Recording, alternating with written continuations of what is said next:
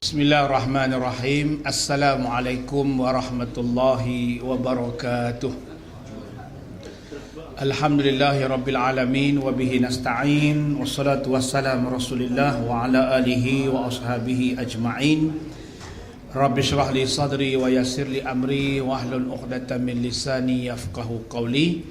Allahumma 'allimna ma jahilna wa zakkir ma nusina. Qala Allah Ta'ala fi kitabihil karim, ya ayuhan nas kulu mimma fil ardi halalan tayyiba wa la tattabi'u khutuwatis syaitan innahu lakum aduwwum mubin. Sadaqallahul azim. Al-Fadhil pengurusi Jawatan Kuasa, pimpinan Jawatan Kuasa program kuliah Duha, muslimin dan muslimat dan semua yang hadir pada pagi ini. Alhamdulillah, pertama dan selamanya marilah kita merafak syukur kepada Allah Subhanahu Wa Taala, izin limpah kurnia dapat kita bertemu pada pagi ini. Mudah-mudahan Allah Subhanahu Wa Taala merahmati dan memberkati kita semua. Jadi pagi ini Syekh Muslim tak dapat hadir, saya ganti Syekh Muslim. Syekh Naim hantar pergi selepas ni. Cerita. Baik muslimin dan muslimat sekalian, pada pagi ini kita cuba nak memberi sedikit perkongsian dari sudut makanan. Sebenarnya kita tuan sekalian, hari-hari kita makan, hari-hari kita minum. Tambah muslimat hari-hari dipikir nak masak apa. Cuma tuan sekalian, kita tengoklah dalam rumah kita, pagi-pagi dia tanya nak makan apa, nak makan di mana. Dia ada beza tu. Kalau nak makan apa, orang tu orang susah sikit. Nak makan apa pagi ni mak oi, tengoklah ada sejuk orang goreng-goreng biar. Ni kategori orang susah. Anak jenis saya tanya makan apa. Kalau senang sikit nak makan di mana? Bazih tanya nak makan di mana tu orang senang sikit. Mak hang pagi nak makan di mana? Kita ni pencen, nak mana orang tu orang senang. Orang politik dia tanya nak makan siapa. Jadi fikir tengoklah, kalau lelaki tanya hari nak makan siapa, confirm orang tu orang politik. Nak makan Najib ke, Muhyiddin ke, nak makan hadiah wang ke, siapa kita nak makan hari ni. Contoh, kalau orang susah macam kita ni tanya nak makan apa. Senang sikit macam tuan-tuan macam muslimat, nak makan di mana. Di latang ke, tepi masjid ke, porti cana banjir ke, porti cana bah ke, macam-macam mereka tanya buh nama. Baik. Jadi Allah Ta'ala berfirman, ya ayuhan nas, wahai sekalian manusia. Wahai sekalian manusia, kulu mimma fil ardi. Makalah daripada apa-apa yang ada di bumi ini, halalan tayyibah. Halal lagi baik. Halal lagi baik. Wala tattabi'u khutuwatis syaitan, jangan kamu ikut langkah-langkah syaitan. Innahu lakum adu mubin, sesungguhnya syaitan itu aduun, musuh, mubin, yang cukup jelas. Adakah makan minum ikut syaitan ni? Ada. Apabila dia tidak halal, tidak baik, maka itulah makanan syaitan.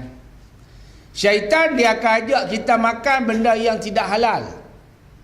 Kemudian syaitan juga ajak kita makan benda tidak thayyibah. Apabila kita makan benda yang tak baik, yang tidak halal, maka darah yang dikotak, iblis mudah bergerak, yajri, berjalan, bergerak, sekali dengan darah kita duk bergerak, duk pam ni. Bayangkan yang duk pam patut masuk zikrullah, tapi masuklah jantung kita zikrul nafs, zikrul syaitan, zikrul maksi. Ingat benda maksiat. Duk teringat show heboh dalam TV 3 duk ulang tu, rasa nak pi lah banyak kali lah lepas dia buat tak ada nak pi. Tak. Syaitan tu dia masuk antara duk pam, duk zikir benda hak tak elok.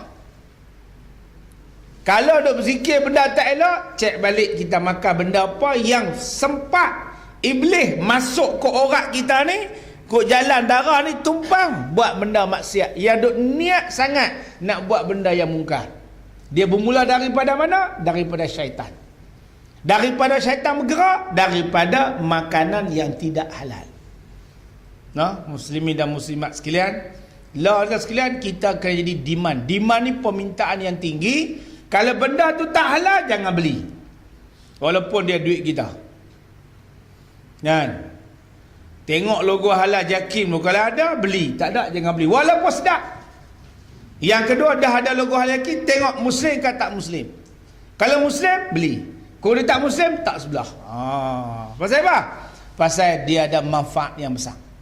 Baik, saudara sekalian, bila kita makan minum merupakan fisiologi nama dia. Fisiologi ini untuk ketahanan badan.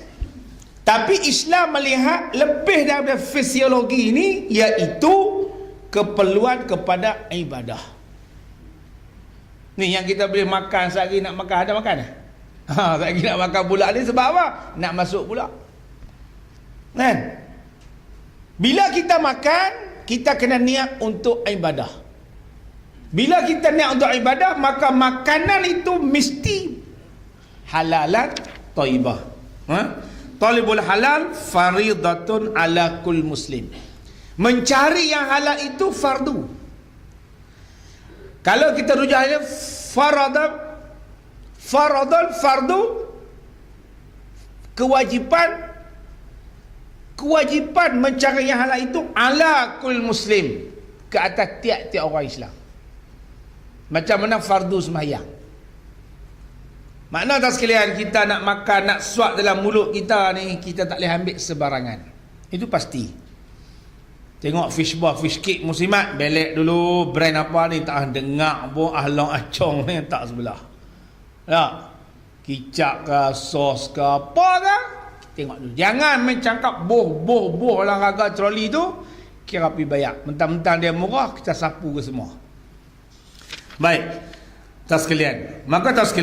Maka sebab itu Nabi sebut, manusia isi perut dia syarram min batnihi. Isi perut dia, kena ingat apa dia? Dia mesti isi perut dia, dan maka dia kena ingat 1/3 makanan, 1/3 minuman, 1/3 udara. Mana makanlah keadaan yang penuh tertib. Kita makan tu sambil boleh menyawa, sambil ada air. Kan? Kau bubuh gelas hampa sejak pun tak boleh juga, bubuh nasi pas periuk pun tak boleh juga. Maka ini benda yang disebut dalam hadis Nabi SAW, kerana Nabi mengajar manusia dalam keadaan yang baik.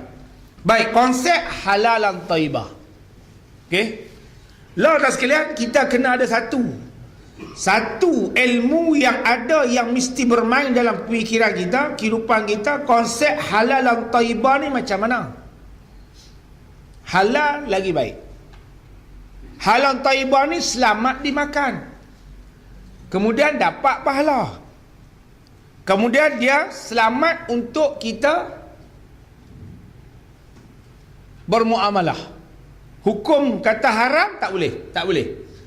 Maka apabila ada selamat dimakan, selamat diminum, selamat untuk beribadah, dapat pahala, selamat dimakan, selamat diminum, dan memberi manfaat kepada kita, yang tu dipanggil halalan thayyibah. Rumah halal thayyibah, rumahnya rumah yang selamat diduduki, rumah yang sumbernya halal, rumah yang tidak memberi gangguan kepada jiran. Maka rumah kita ni rumah halalan thayyibah. Okey. Kalau kita namakan semakanan halal thayyibah, tetap sekalian, dia mesti, kalau kata makanan itu, dia mesti, kalau kilang dia, kilang yang selamat. Bahan campuran dia yang tidak haram. Okey. Kemudian packaging dia selamat, tak boleh masuk lipas. Bila dia kecil, tempat dia letak tempat yang selamat. Mana kedai runcit dia, kedai halalan thayyibah. Kita masuk, anjing masuk, kita keluar, anjing keluar. Tuan-tuan sekalian, dia tak dapat tahap tu. Sama rumah kita. Kita beli barang, kita simpan dalam almari, tempat yang selamat.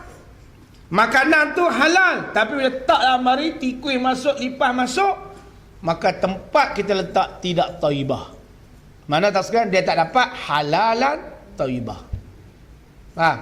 Buka-buka almari, tikus dengan lipas sama naik, pro lari. Kita buat ambil garam buh dalam masakan kita muslimat. Kita tahu dah, tikus dengan dengan lipas duduk dalam tu. Mana almari rumah kita tidak halal, tidak baik. Tidak baik. Halal tapi dia tak baik. Jadi tuan sekalian, untuk kita jamu jiran kita makan, untuk kita buat kenduri, untuk kita jamu anak kita makan, makanan yang halal tapi tidak thayyibah. Sebab apa? Tikus dengan lipas, tikus dengan apa-apa benda, semut kalau jingki, ulat sawah, bewak semua ada bawah rak tu. Kan? Jadi kita nak kena faham apa makna halal thayyibah. Dia halal, keadaan dia baik. Rumah kita tahu lah. Rumah kita tahu, kita cuci, kita lap, kita basuh, kita semua. Bilik rumah kita macam mana, kan? Tempat masak dengan bilik kita tahu. Sebab apa? Halalan thayyibah. Bila naik ke tahap industri, tuan-tuan muslimin dan muslimat sekalian, dia nak pergi tengok mampu buat tak bagi. Kita pergi rombongan Taman Gurun Jaya pergi tengok kilang bihun, lepas tak bagi lepas tak kalut kan. Lah macam mana kita buat? Lah macam mana kita nak buat? Kita pastikan makan tu baik, makan tu halal dan baik. Dia tak campur bahan-bahan yang kimia yang mudarat, dia tak campur dengan sumber-sumber yang haram. Dia fokus dia kepada logo halal jaki. Itu penyelamat kita, kan? Itu je. Dia tak boleh ada bahan campur yang bukan-bukan. Contoh tengoklah mushroom. Satu syarikat yang dia jual mushroom, sup mushroom tu, dia buat logo kulat tu. Logo kulat. Baru ni saya pergi buat audit tu, dia ada Ustazah balik Azhar. Ustazah ni nak apa semua dia ikut 100%. Suruh pisahkan store, dia buat store lain. Bukan halal haram, store ni basah, store ni kering. Buat. Dia bukan sakat nak jaga benda yang halal, dia nak jaga benda tu supaya tak rosak. Yang ni basah tak campak, yang kering. Kalau campak dia rosak, bila rosak nak buat projek nak buat tak boleh. Cahaya Nur Alik kilang tu. Tapi nak cari ayat menitik tak ada, tuan sekalian. Nak cari tandas yang kotak tak ada, tuan-tuan. Maka tuan sekalian, benda tu halal thayyibah. Pasal apa? Pasal apa dia dapat spek yang standard? Sebab dia ada Ustazah. Dia panggil pegawai eksekutif halal. Tuan sekalian, baru ni saya pergi seminar Ibrahim ni dia menyediakan makanan lah kapal terbang. Kecuali dia semua sedia. Saya tanya di mana dapur dia seluruh dunia. Amerik dia ada, tapi masak cara Arab lah. Tapi yang buat tu Ibrahim ni adik Pak Lah lah. Saya nak sebutnya dapur dia halal. Standard halal. Cuma bila kau terbang tu ada arak tu bukan Ibrahim punya, hak tu emas punya. Ni gila punya emas. Tuan-tuan sekalian, dapur masakan semua dah. Mana dia dapat standard halal. Pisau dia cuci, pisau dia basuh, tempat basuhan dia, pakaian dia, budak kerja dia, semuanya halal. Baru dia dapat logo halal. Kalau tuan-tuan tak peduli logo halal, tuan-tuan beli sakit perut ke, benda tak bersih ke. Ada orang dia takut amuk sebab payah dan susah. Dia payah dan susah ni, ada orang jadi susah Melayu, dia tak payah-payah seduk buat dia tak boleh. Sebab apa? Kita tidur malam, kicap soh yang dia buat tu, jaminan selamat siapa nak jamin? Kita bukan tahu lipas masuk tikus kencing. Dia mesti sistem tu yang nak kawal dia. Paling tidaknya kita dapat faham bahawasanya di sana ada pengawalan sistem untuk menghasilkan produk itu dalam keadaan halal thayyibah. Dia halal tapi thayyibah tu yang kita nak. Supaya kita faham. Ini perintah agama. Apabila Allah perintah macam tu sekalian, maka kita kena ikut. Dan apabila dia satu kali lipstick orang perempuan pakai ni 11% dia telan. 11% dia telan mulut perut dia. Kalau sumber dia tak halal, jangan pakai. Ustaz, kena cari yang halal.